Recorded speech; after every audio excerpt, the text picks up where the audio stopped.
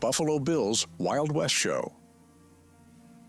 Buffalo Bill's Wild West Show was a popular entertainment show that toured North America and Europe from 1883 to 1913. The show featured cowboys, Native Americans, and reenactments of historical events from the American West. It was a huge success, and it helped to popularize the image of the cowboy and the Wild West. Gold Hill, Nevada, 1870s. This image provides a glimpse into Gold Hill during its boom years as a silver mining town. The photo depicts a bustling scene with wooden buildings lining the dusty street. Smokestacks from processing plants dot the landscape, and signs of mining activity are evident. While black and white, the photo offers a sense of the energy and activity that would have defined Gold Hill during the 1870s. Old Mission Church, Zuni, Pueblo, New Mexico, 1873. Here's an 1873 image of the Old Mission Church, Zuni, Pueblo, New Mexico, captured by photographer Timothy H. O'Sullivan. This black and white photograph showcases the church from the plaza, offering a view of its adobe architecture and bell tower. The image depicts a historical scene of the Zuni Pueblo, one that has endured for centuries. Several teepees in view of a school for Indians. This image, titled U.S. School for Indians at Pine Ridge, South Dakota, with small Oglala teepee camp in front, 1,891 inches, depicts a poignant scene. In the foreground, several teepees, traditional dwellings of the Lakota people, are visible. In the background stands the imposing structure of the School for Indians, a product of the U.S. government's policy of assimilation for Native Americans. Playing Pharaoh, 1895. Pharaoh was a popular gambling game in the 19th century, especially in the Wild West saloons. The image depicts a tense scene around a Pharaoh table, likely in a saloon. Several men are engrossed in the game, placing bets and watching the cards being dealt. The Pharaoh dealer, seated behind the table, manages the game. Virgil Earp. Some historians believe this image is Virgil Earp, while others are not entirely convinced. The photograph depicts a man with a mustache and trimmed beard wearing a hat and a suit. While the image quality isn't perfect, it offers a possible glimpse of what Virgil Earp might have looked like. Looking down on Lead City, 1889. The description of the image suggests a lively Lead City in 1889. Wooden buildings lining dusty streets speak to a rapidly built mining town. Smokestacks and signs of mining activity highlight the industrial aspect of extracting riches from the earth. This image likely reflects Lead City's boom years, fueled by the Homestake Mine, a prominent gold mine in the U.S. Galena, South Dakota, 1890. There is actually a photograph available online that captures Galena, South Dakota in 1890. It's a bird's-eye view of the small town, showcasing the main street and surrounding buildings nestled amidst the hills. This image provides a unique glimpse into what Galena looked like during that specific time period.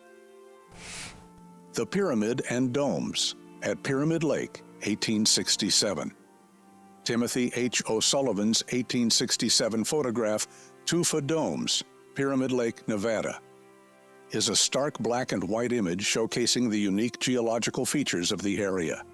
The photo depicts a line of rounded tufa formations, a soft rock deposited by freshwater on the shore of Pyramid Lake. These domes culminate in a more prominent pyramid-shaped tufa structure in the distance. Black Canyon, Colorado River, 1871. There is a famous photograph of the Black Canyon, Colorado River from 1871 by Timothy H. O'Sullivan, titled Black Canyon, Colorado River from Camp 8 Looking Above. This image captures the vastness and dramatic rock formations of the canyon. The photograph was taken as part of a government expedition led by Lieutenant George Wheeler. O'Sullivan's work helped to document the American West during a time of exploration and settlement. Deadwood celebrates completing a stretch of railroad, 1888. There is a famous image titled, People of Deadwood Celebrating Completion of a Stretch of Railroad, taken by John C.H. Grabill in 1888. This black and white photograph captures the excitement of Deadwood residents as a new stretch of railroad is completed, signifying a connection to the wider world. The image features a parade filled with townspeople celebrating the momentous occasion. In the foreground, the year, 1888. The photograph offers a valuable glimpse into Deadwood during this period of its history. Custer and Ludlow with a grizzly, 1874. There is a well-known image titled Our First Grizzly Killed by General Custer and Colonel Ludlow by Illingworth, 1874, during Black Hills Expedition, that depicts General Custer and Colonel Ludlow posing with a grizzly bear they supposedly shot during their Black Hills Expedition in 1874. The image remains a popular representation of General Custer and his time in the West. Apache Prisoners, 1886. There is a famous image of Chiricahua Apache prisoners, including Geronimo, taken in 1886. The photograph depicts a group of Apache men, women, and children sitting on an embankment. They are all dressed in traditional clothing and appear to be weary. Geronimo is seated in the front row, third from the right. His expression is stoic, but his eyes hold a hint of defiance. This image is a powerful reminder of the forced displacement of Native Americans during the American Indian Wars. The Apache people were forced from their ancestral lands and onto reservations, where they were subjected to harsh conditions and cultural assimilation policies. Bison Skulls, 1892. It's a photograph taken in 1892 of a massive pile of American bison skulls waiting to be processed for fertilizer. This image is considered iconic because it represents the near extinction of the American bison due to overhunting. The photograph was taken outside of Michigan Carbon Works in Rougeville, Michigan. At the close of the 18th century, there were between 30 and 60 million bison on the continent. By the time of this photograph, that population was reduced to only 456 wild bison. Mask and skin shoes of cattle rustler. This image is death mask and shoes of cattle rustler Big Nose George Parrott. The mask was made of plaster, and the shoes were crafted from Parrott's tanned skin after he was lynched in 1881. These items are part of the collection at the Carbon County Museum in Rawlins, Wyoming. The story of Big Nose George Parrott and his gruesome afterlife treatment is a disturbing one, and it highlights the violence of the American Wild West. It is also a reminder of the unethical practices that some doctors engaged in during that time period. Outlaw Rube Burrow, 1890. Rube Burrow was a notorious train robber active in the late 1880s. He and his gang targeted trains across the southern United States, becoming some of the most wanted men in the region. Although sometimes depicted as a folk hero who stole from the rich to give to the poor, there's little evidence to support this. Burrow was eventually captured by lawmen with civilian help and died in a shootout not long after. William Buffalo Bill Cody, 1871. In 1871, 25-year-old William Buffalo Bill Cody was already a seasoned frontiersman. He had been a Pony Express rider, a U.S. Army scout during the Civil War, and a bison hunter. His skill in hunting bison to feed railroad workers earned him his famous nickname, Buffalo Bill. Sandstorm over Midland, Texas, 1894. Thankfully, a captivating black and white photograph from February 20th, 1894, offers a glimpse into the ferocity of a sandstorm that pummeled Midland, Texas. This image, taken around 6 p.m., portrays a dramatic scene. A towering wall of sand appears to engulf the entire town, obscuring everything in its path. Only faint silhouettes of windmills and houses peek through the swirling sand at the bottom of the frame, hinting at the presence of civilization beneath the onslaught of nature's fury. Memento Mori of the Dalton Gang, 1892. The Memento Mori of the Dalton Gang is a haunting image capturing the aftermath of a deadly shootout. Taken in 1892, it depicts the lifeless bodies of Grattan Dalton, Bob Dalton, Dick Broadwell, and Bill Powers, outlaws from the notorious Dalton Gang. These men died during a failed bank raid in Coffeyville, Kansas. The photograph serves as a sobering reminder of mortality, with the outlaws' bullet-riddled bodies displayed on a dusty street. It challenges the romanticized image of outlaws by presenting the harsh reality of violence and its consequences. Settlers fleeing the Dakota War of 1862.